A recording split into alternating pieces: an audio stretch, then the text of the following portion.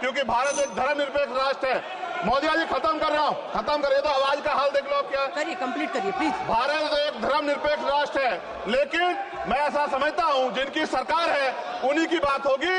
मुसलमानों की, जैनों की, सिखों की, रविदासियों की और बौद्धिस्टों की जो आंदोलन कर रहे हैं और पुलिस लाठी मार रही है, मैं समय रहते चेतित कर रहा हूँ। सरकार को चिंता करनी चाहिए कि बौद्धिस्टों का अपमान ज्यादा दिन बौद्धिस्ट बर्दाश्त नहीं करेंगे। महाबोध विहार हमारा हक है और वो देना पड़ेगा। सदस्य श्री चंद्रशेखर जी।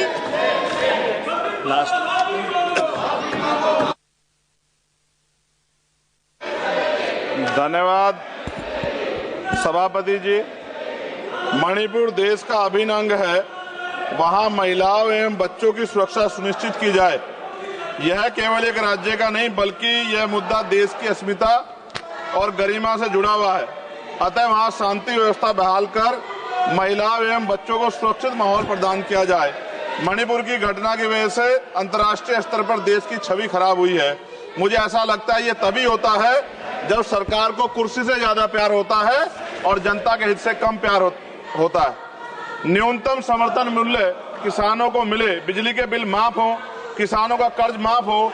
सरकार को समझना होगा कि किसान मजबूत होगा तभी देश की अर्थव्यवस्था मजबूत होगी। खाद पर सब्सिडी बढ़ाई जाए, यूरिया नहीं मिल रहा है, खाद का वितरण पारदर्शिता लाई जाए। यदि समय रहते सरकार ने संज्ञान नहीं लिया तो वो दिन दूर नहीं कि देश में खाद्य संकट हो जाएगा। महोदया, गया में महाबोध विहार प्रकरण जो है, वहां से बुद्ध समाज में चिंता है और आक्रोश भी है। सरकार उसका हल करे, बौद्धिस्टों को उनका हक दे, जैन समाज की भावना का भी सम्मान रखे और ईसाइयों में भी हमले बंद हो और बहुजन महापुरुषों के विचारों को कार्य और पाठ्यक्रम में शामिल किया जाए। आज SC/ST पे एट्रोसिटी बढ़ रही है, जातिगत भेदभाव की वजह से बारातें रोकी जा रही हैं। अभी हाल की घटनाओं में कई ऐसी घटनाएं हुई हैं उत्तर प्रदेश में जहां जातिगत अपमान हुआ है।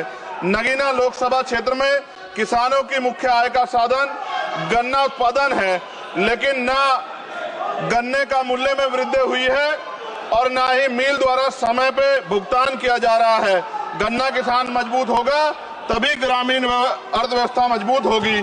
साथ साथ SC/ST का प्रमोशन में रिजर्वेशन नहीं दिया जा रहा है, उल्टा निजीकरण करके नौकरी खत्म की जा रही है, बैकलॉग नहीं भरा जा रहा है, पुरानी पेंशन बहाल नहीं की जा रही है। ये सब बार बार मैं इसलिए बोलता हूं कि हमारे लोगों को पता लगे कि सरकार को उनकी परेशानियों से कोई फर्क नहीं पड़ता और वो समझे सरकार उनकी कितनी तेजी है। प्रधानमंत्री आवास योजना में जो मानक है उनमें बदलाव किया जाए, उससे बहुत से पीड़ित वंचित रह जा रहे हैं। कई बार ऐसा होता है और मैंने ये देखा अपनी आंखों से, किसी ने बरसात से बचने के लिए ईंटें लगा दी हैं, उनको मानक से बाहर कर दिया जाता है। इस वजह से वो परिवार इस सुविधा का लाभ नहीं ले पा रहे। खत्म करूंगा मैम। इस वजह से उनके घर नहीं बन पा रहे और के 75 साल बाद भी लोगों पे घर नहीं है। शर्म की बात है। नगीना लोकसभा क्षेत्र में केंद्रीय विद्यालय खोले जाएं और जो पहले से संचालित केंद्रीय विद्यालय हैं उनमें किताबों से लेकर सभी आवश्यक एवं पर्याप्त सुविधाएं सुनिश्चित की जाएं ताकि क्षेत्र के बच्चों को गुणवत्तापूर्ण शिक्षा प्राप्त हो। और अंत में मैं खत्म करते हुए कहना चाहता हूं, अभी ईद का त्योहार आ रहा है, हम भी ये देखेंगे और देश भी ये देखेगा कि सरकार उनको कितनी मदद करा के उस आयोजन को, उस त्योहार को मनवाने में मदद करेगी, जैसे अन्य धर्मों को लगातार मदद कर रही है, क्योंकि भारत एक धर्मनिरपेक्ष राष्ट्र है। मोदी जी खत्म कर रहा हूँ, खत्म करिए तो आवाज का हाल देख लो आप क्या करिए, कंप्लीट करिए प्लीज। भारत एक धर्मनिरपेक्ष राष्ट्र है, लेकिन मैं ऐसा समझता हूँ जिनकी सरकार है उन्हीं की बात होगी।